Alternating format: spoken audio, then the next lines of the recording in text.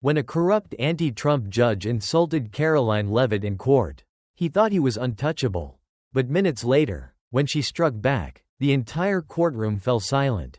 In a packed federal courtroom, Judge Maxwell Carter, a known Trump critic, prepared to hear a case involving the Faith and Family Foundation, a conservative charity accused of fraud.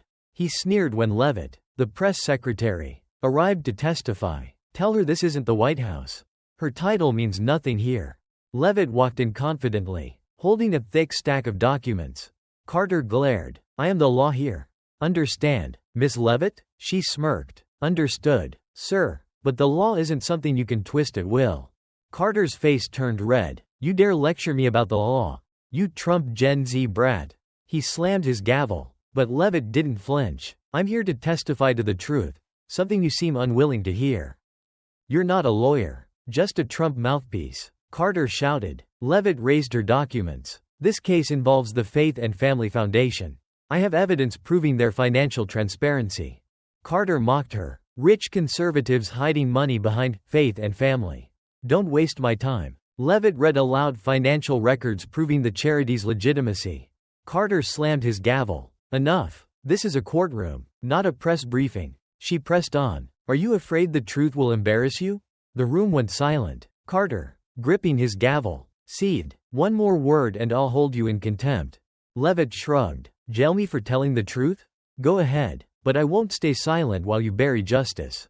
Carter erupted. "Justice? You're just a Trump puppet." His gavel echoed, but his unease was clear. Leavitt's voice cut through the chaos. "If you don't want to hear about Faith and Family, let's talk about the Liberty Fund. Does that name ring a bell?" Carter froze, turning pale. "What did you say?" "The Liberty Fund," she repeated. "The group that funneled money into your offshore account, coinciding with rulings against conservatives."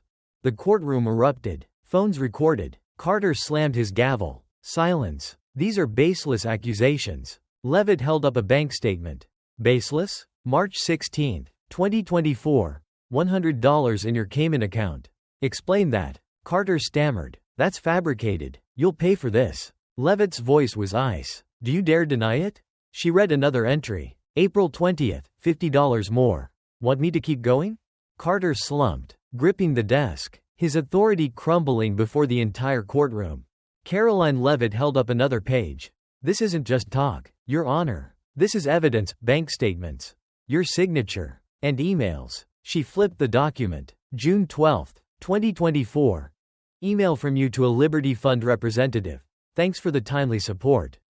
Faith and Family will be handled as planned." "How do you explain that?" The courtroom exploded in whispers. "Oh my God. Is that real?" someone gasped as flashes popped nonstop. Maxwell Carter slammed his gavel. "Silence," he roared, face purple with rage. "It's forged. I never sent any email. This is a Trump plot." He turned to the trembling court clerk. "Record this. She's making up stories in my courtroom." Leavitt smirked coldly, lifting another sheet. "Forged? Then why does this email come from your official address? And why does it match a $75 deposit to your Cayman account that same day?" She tilted her head. "Want me to read more? Or will you explain it yourself?" Carter staggered, clutching his chair. You have no right," he shrieked. "This is my courtroom, and I won't let a political puppet turn it into a circus." He banged the gavel repeatedly, but his voice was laced with fear. "One more word, and I'll have you dragged out." Leavitt stepped closer, her voice unwavering. "Forbid me? You can't forbid the truth. Let's talk about the Thompson case last month." She flipped another page. "A small business owner lost everything because you ignored his charity evidence, just like this case. 2 days later, your account got an $80 boost from the Liberty Fund. Quite a coincidence, huh?" The courtroom erupted. "Corruption. Plain as day," someone shouted as cameras kept rolling. Carter pounded the desk. "Enough. I'm a federal judge, not some crook. Get her out. That's an order." But the court staff hesitated, exchanging uneasy glances. Carter spun back, his pale face twisted with rage. "You think you're clever? You and Trump will pay for this." Leavitt's voice was ice. "Clever? No, I just have the truth." She raised another document. "May 2024, Wilson case. You sealed all records after meeting the Liberty Fund. The next day, $150 appeared in your account. What do you call that? A job bonus? Arrest him! A woman shouted as flashes illuminated Carter's panicked face. He slammed both hands on the desk. You have no proof. It's all fake. I'll sue you. Sue Trump. But sweat dripped down his forehead. His breathing ragged. He turned desperately to the defense attorney. Stop her. She can't do this. The young attorney hesitated. Your Honor, these documents were properly filed during discovery. You can't stop her. Carter's glare turned wild. What do you want? To ruin me? Leavitt's voice was a verdict. No, Your Honor. You ruined yourself when you sold out justice. She pulled a small device from her pocket. This is a recording from your office. Want to hear your own voice? Without waiting, she pressed play. Carter's voice filled the courtroom. Wipe all the faith and family files. I don't want them in the trial. If anyone asks, say they're lost. Gasps filled the room. The clerk burst into sobs. He made me do it. She cried. He said he'd ruin my career if I didn't. The revelation sent the courtroom into chaos. Blatant corruption. Someone yelled. Carter's face turned ghostly white. Stop it. Turn it off. He lunged for the device. But Leavitt stepped back, and he crashed to the floor. Laughter mixed with jeers. Scrambling up, hair disheveled, robe askew, Carter pointed a shaky finger. It's fake. A Trump conspiracy. Leavitt stayed calm. Fake? Then why are you panicking? If it's not real, just prove it. She lifted another sheet. Or are you afraid you can't? Security footage, July 10th. 11 p.m. You ordering evidence destroyed. Want to hear more? Carter panted, wiping sweat from his face. Then, in a desperate act, he bolted for the back door. I can't take this anymore, he wailed. 2 court officers blocked the exit. Sir, you can't leave. Carter spun, wild-eyed. You're betraying me, all of you. He flailed, the courtroom erupting in cheers and shouts. Serves him right, a man called out. Carter stumbled back to the bench, hands slamming down, his gavel missing, lying forgotten on the floor. It's a setup, he howled. A setup, but his voice had lost all power.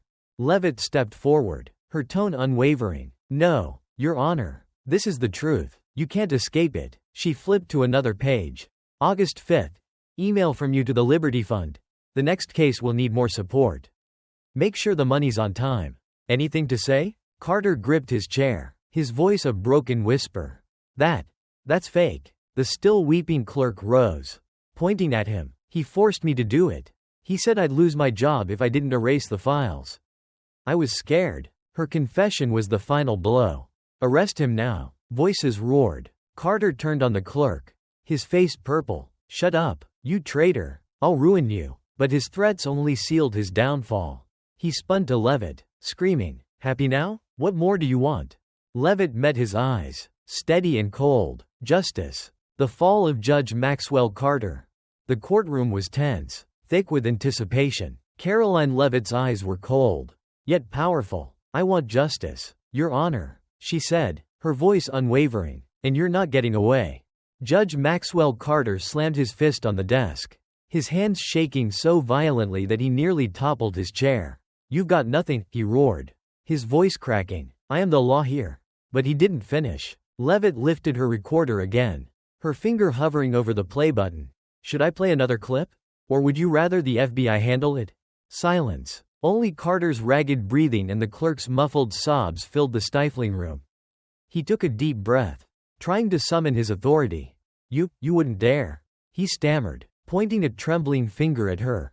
Leavitt didn't flinch. Her voice was sharp as a blade. Wouldn't dare? She echoed. You're wrong, Your Honor. I would do anything to protect justice.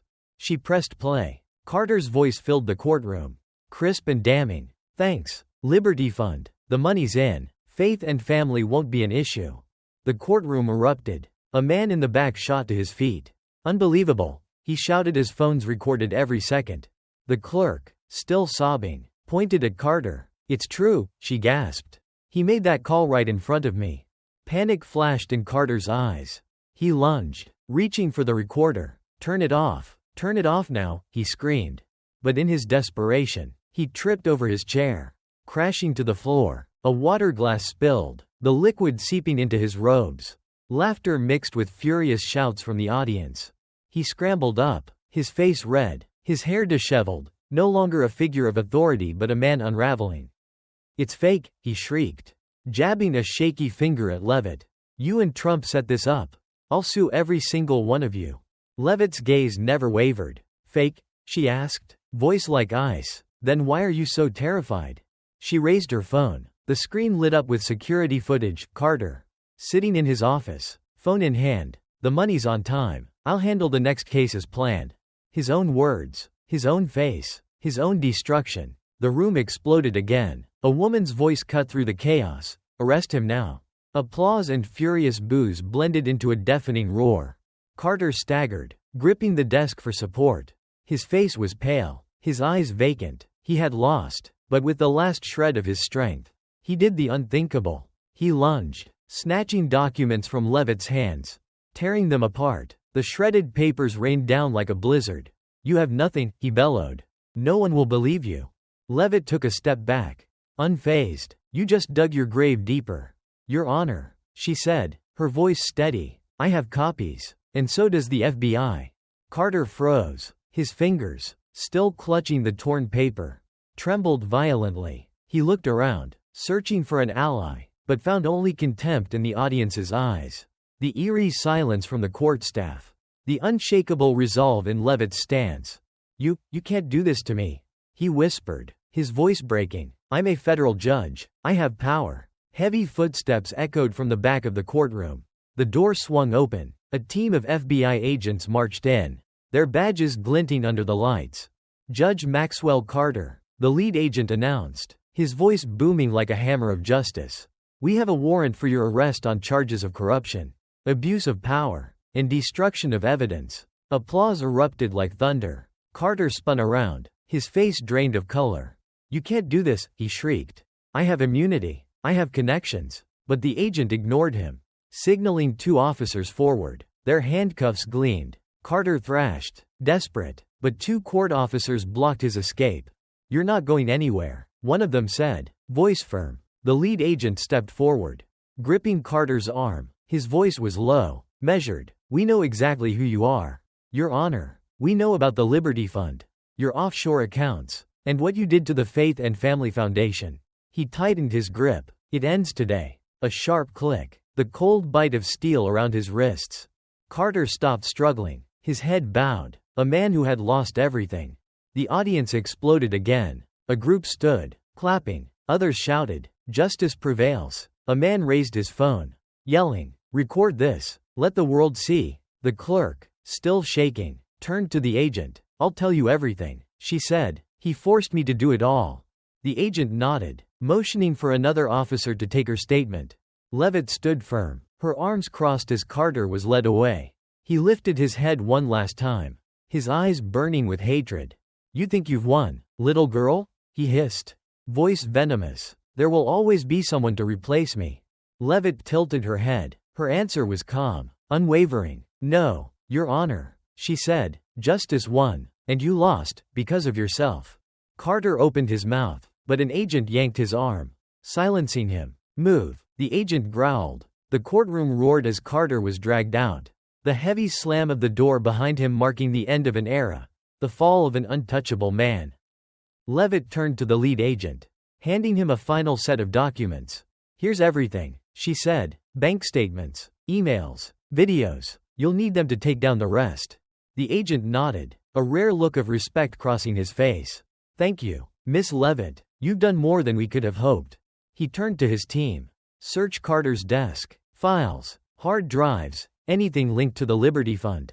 A young agent pulled a dusty box from beneath the desk. "Sir," he called out, flipping it open. Inside lay a stash of secret documents, 7 judges, their names scrawled next to case dates and massive payments from the Liberty Fund, each tied to rulings against conservative organizations and individuals. The lead agent raised an eyebrow. He turned to Leavitt. "You were right," he said. "It wasn't just Carter. This is a network." Leavitt glanced at the list, her expression hardening, determined. "I suspected as much," she said. "If there are more like him, I'll help you find them." The agent gave a rare smile. "We'll need you as a witness. This is just the beginning." Leavitt didn't hesitate. "I'm in." The courtroom quieted, but an electric energy remained in the air. A young defense attorney, who had stood by Leavitt from the start, approached. Her voice thick with emotion. "You just saved the Faith and Family Foundation. And not just them. You made history today." Leavitt's gaze softened slightly. "No," she said simply. "We just restored justice." She turned toward the doors. The echoes of Carter's downfall still ringing behind her. Justice had won. And this was just the beginning. The fall of Judge Maxwell Carter, a victory for justice. The courtroom was electric. Applause spread like wildfire as an older man stood, clapping slowly. Soon, others joined, their cheers echoing through the room. A woman raised her phone, voice breaking with emotion. "She's our hero." Karoline Leavitt stood at the center of it all, arms crossed, her gaze sweeping over the stunned audience, the court staff, and the chaos of shredded papers on Carter's desk. A faint smile crossed her lips, not smug, but the quiet satisfaction of knowing justice had prevailed. She slipped the recorder into her pocket and turned to the lead FBI agent. "If you find more evidence of this network, let me know. I want to see them all pay." The agent gave a sharp nod. "We'll be in touch. You've opened a door no one dared to touch." As agents continued their search, a sheet of paper floated from the pile, an email from Carter to the Liberty Fund. "Need more support for the next case. Make sure no one knows." A young agent scanned it, then handed it to his boss. Looks like he wasn't acting alone. The lead agent exhaled, turning to Leavitt. "You were right from the start. This is bigger than we thought." Leavitt said nothing, just nodded, her eyes gleaming with the realization that the fight was far from over. Carter was in handcuffs, but the list of 7 other judges now in FBI hands meant this battle had only begun. She stepped away from the witness stand, her gaze steady, ready for the next war. The audience kept clapping, but Leavitt didn't linger for praise. She knew today wasn't just about the Faith and Family Foundation. It was about dismantling a corrupt system. Maxwell Carter, the man who once boasted he was the law, now sat in cuffs, his power vanishing like smoke. And Leavitt, whom he had mocked as a political puppet, had become his final nightmare. A young defense attorney, eyes shimmering with emotion, stepped forward. "You just saved the Faith and Family Foundation." Leavitt nodded. "Not just them. This is a win for everyone." She turned toward the FBI agents, now combing through Carter's desk. His shredded papers lay scattered on the floor. But the real evidence, the list of 7 corrupt judges, was safe in the agent's hands, paving the way for a deeper investigation. Minutes later, a temporary judge, an older man with a stern expression, took over. He reviewed the evidence Carter had tried to bury, along with the Foundation's independent audit records. A beat of silence. Then, bang, the gavel struck. "There is no basis for the fraud charges. Case dismissed." A final wave of applause rippled through the courtroom, softer this time, like the closing of a chapter. Tears glistened in the eyes of the Faith and Family Foundation's representative, an elderly man with silver hair. He approached Leavitt, his voice choked. "You saved us." Leavitt placed a hand on his shoulder, her voice steady. "I just did what was right." Outside, news spread like wildfire. A swarm of reporters waited by the courthouse steps, cameras flashing like fireworks. As Leavitt stepped out, a journalist shouted, "Miss Leavitt, what do you say about Carter's arrest?" She met the camera head-on, her voice like steel. "Today, we proved no one is above the law, not even a judge. Maxwell Carter took dirty money to twist justice and ruin lives. But the truth won. Let this be a warning. If you think you can bend the system to your will, we will find you." Her words hit like a match to gasoline. Within minutes, #Justice for All and #Leavitt vs Carter shot to the top of social media. A viral post read, "Karoline Leavitt just took down a corrupt judge in open court. This is Gen Z power." Another, "Carter's done, but how many more like him are out there?" Millions watched the footage, Carter shredding papers, Carter screaming, Carter in cuffs. The comments poured in. "She's a hero. Trump picked the right one." Inside the courtroom, the FBI dug deeper. A young agent lifted another box of files. More emails, more statements. The list of 7 judges, all took Liberty Fund money. The lead agent's face hardened. He glanced at Leavitt from across the room. "She opened a bigger door than we realized." He turned to his team. "Seal it all. We're investigating every single one."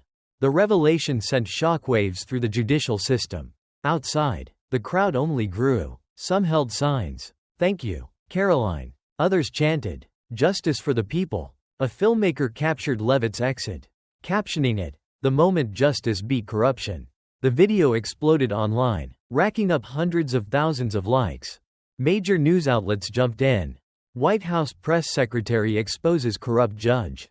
From Fox News to CNN, every network spun their angle. But one truth was undeniable: Leavitt had made history. Back inside, the courtroom clerk, shaken but resolute, sat with an FBI agent. "He threatened me for months," she admitted, voice trembling. "He told me to destroy evidence, or he'd ruin me." The agent took careful notes. "You did the right thing. We'll protect you." Her testimony became a key piece in the case against Carter, fueling an even bigger probe into his network.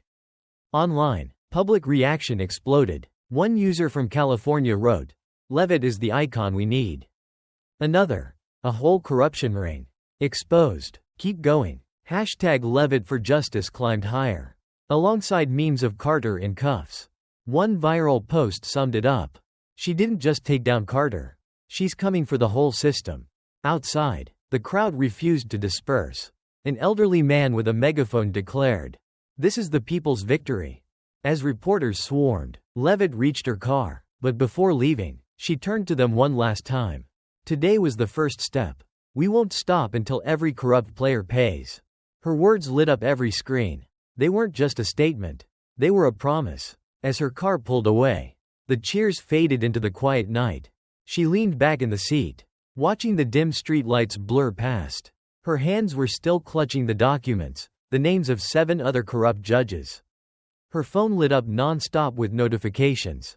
But she didn't check. Not yet. At home, she pushed open the door. Her husband, a reserved but warm-hearted businessman, stood in the living room, holding their 8-month-old son. His eyes shone with pride. "You're back." The baby reached for her. She scooped him up, pressing a soft kiss to his forehead. "Mommy did the right thing for this country today," she whispered. Her husband stepped closer, resting a hand on her shoulder. "I saw the news. I'm so proud of you. My Gen Z girl." Leavitt laughed, a real, easy laugh. Her first of the day. "Thanks, but it's not over." Carter was just one piece. Her husband nodded. "I know, and I know you won't stop." She met his eyes, her resolve unwavering. "Never." As their son drifted to sleep, she finally picked up her phone. Her post, "Justice doesn't come easy. But today we won," had racked up tens of thousands of likes. She typed a quick update. "Today was step 1. We won't stop until justice is fully restored. Let's keep going together." The words spread like wildfire. Because this wasn't just a courtroom victory. This was the start of a revolution.